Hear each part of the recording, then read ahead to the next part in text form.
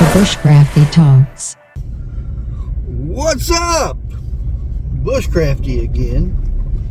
Bushcrafty Talks.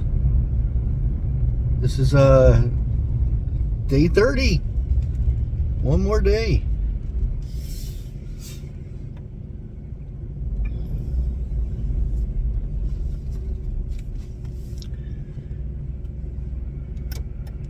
I never got it.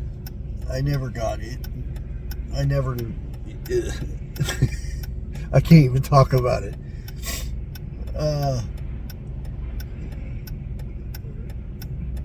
The people the guys that wear 5 sizes too large of pants and then wear a belt and then make sure it goes under their butt cheeks.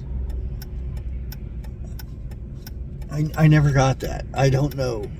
And then they walk because they have to walk like they got a corn cob stuck up their butt so they can hold their pants up when they walk. I don't get it. I really don't. It's supposed to be some kind of fashion statement, but it does mean something. But it came from started in prison. I don't know why I'm on this subject. Anyways, I don't understand it. We won't talk no more about it. It just, there are some styles and things that it may because it's different generation and just don't get. I mean, in the 80s, I had really long hair. Most of my jeans had holes in them. I wore concert t-shirts because I went to tons of concerts. So every concert I went to, I would buy a couple t-shirts, concert t-shirts. I still have my AC/DC one.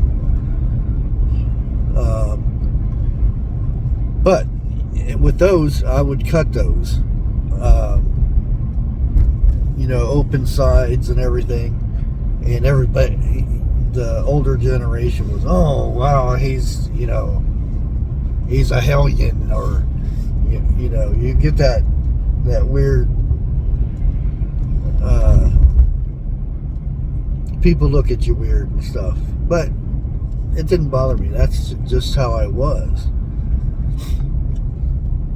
And even back then, the people with long hair and whatnot were into like heavy metal, which I was, but I was also a skater, so I loved to skateboard. Skate with a skateboard, and I'd be the one with AC/DC t-shirt, Def Leppard t-shirt, and Holy jeans, long, blonde hair. I had blonde hair for a good while when I was younger. And I'd be up on the certain areas you could go to ride. It was very, very slim to find a skate park back then. Now they're probably all over the place. But I would be up there skating, and all the skaters would be like, you don't belong here, you're the wrong type and whatnot. Even though we were listening to the same music too, but they were dressed as skaters and I was dressed as not a skater. But that was just my style. I didn't fit in with one or the other. Whew, lady almost got it. The thing is, I would when I was younger, to where I could go to school, which I didn't go to school much for high school. I kind of skipped and went into high school, and just because sports, that kind of thing. So I was the dude with the long hair playing football, and the coaches always trying to get me to cut my hair and stuff and whatnot. Stop listening to that devil music is what they called it back then. But yeah, I did my own thing.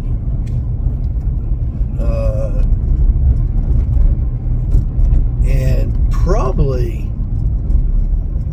was kind of a trend setter back then, because that was my style way before it became popular, and only because the holes in my pants were not handmade. They were, because I worked hard, and I try not to get rid of stuff unless it's like falling off of me or whatnot. But yeah, and all of a sudden, toward the late part of the 80s, everybody started dressing like that, and it was quite odd how almost people were I won't want to say that I was being copied, but there was points like I would get on stage with certain rock groups and stuff, because I would always get backstage, because I had a friend that would get me in backstage, and a lot of times I'd be setting up and whatnot, and I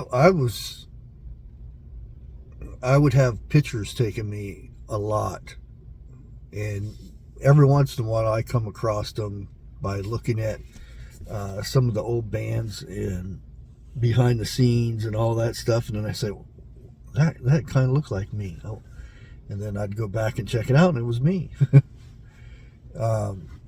And I was actually on a couple of skater magazines back there. I can't remember the name of the magazine now.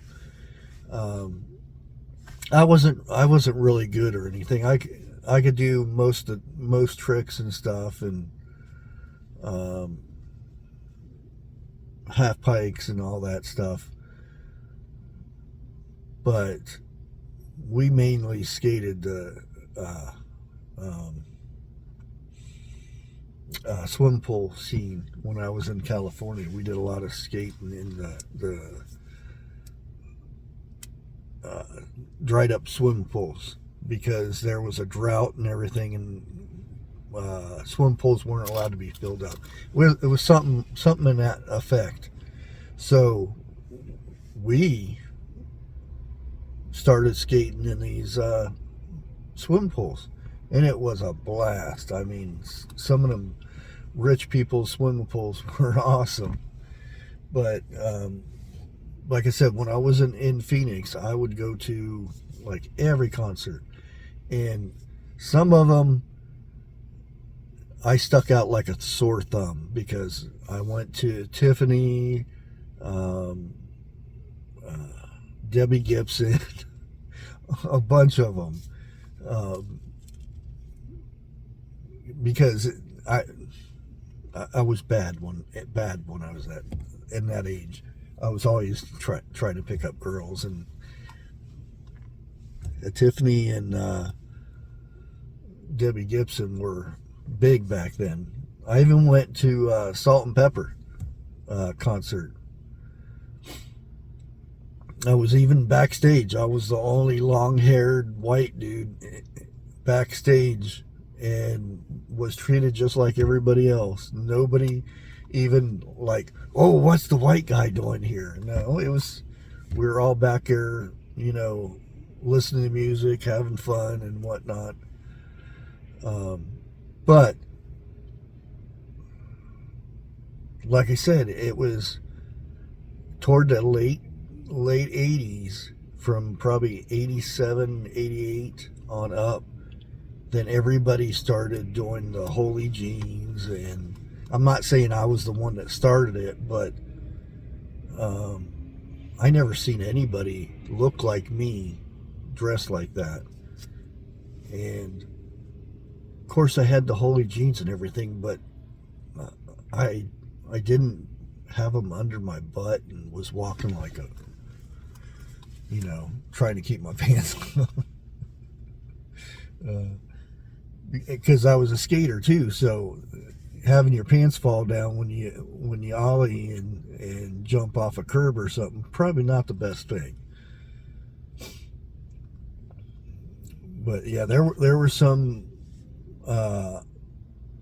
heavy metal magazine publishers that I would get picture taken with people in bands and stuff, and I'd get my picture taken with the band sometimes. I was actually, there's bits of film in a documentary with the Go-Go's, and I was backstage with them, Belinda Carlisle, and I can't remember her name at the moment, the other blonde. We basically, Go-Go's were all on this couch in the backstage, and I was sitting in between them,